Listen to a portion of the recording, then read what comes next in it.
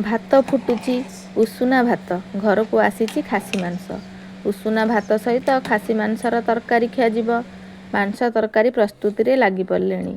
ପିଆଜ କଟା ସରିଲାଣି। ରସୁଣ ଚୋପା ଛଡ଼ା ଯାଇ ଅଦା ମଧ୍ୟ କଟା ସରିଲାଣି।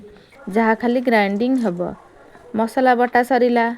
ଟମାଟୋ କଟା ସରିଲାଣି। ପିଆଜ ତ କଟା ହେଇଛି। ଆଳୁ ମଧ୍ୟ ଚୋପା ଛଡ଼ା ଯାଇ କଟା ସରିଲାଣି। ଏବେ ବାହାରି ପଡ଼ିଲି ରୋଷେଇ କରିବା ପାଇଁ। ଚୁଲାରେ ପ୍ରେସର କୁକର ବସିବ, ମାଂସ ତରକାରୀଟା ହେବ।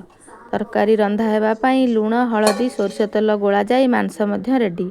ଏବେ ତରକାରୀ ରନ୍ଧା ସରିଥିଲା। ଶେଷରେ ଖାଲି ଗରମ ମସଲା ଗୁଣ୍ଡ ଓ ଧଣିଆ ପତ୍ର ପଡ଼ିଥିଲା। ଆପଣମାନେ ଭାବୁଥିବେ ଆଜି ଗୁରୁବାରେ କ'ଣ ମଟନ୍? ଏଇ ଭିଡ଼ିଓଟି 15 ଦିନ ତଳର। ହୋଲି ଶନିବାର ପଡ଼ିଥିଲା ନା? ହୋଲି ପରଦିନ ରବିବାରର ଏହି ଭିଡ଼ିଓ।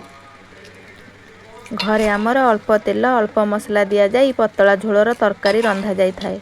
ସେଦିନ ଏହିପରି ମାଂସ ତରକାରୀଟା କରିଥିଲି। ଏହି ଯେଉଁ ତେଲ ଭାସୁଛି ସେ ହେଉଛି ମାଂସରୁ ବାହାରିଥିବା ତେଲ।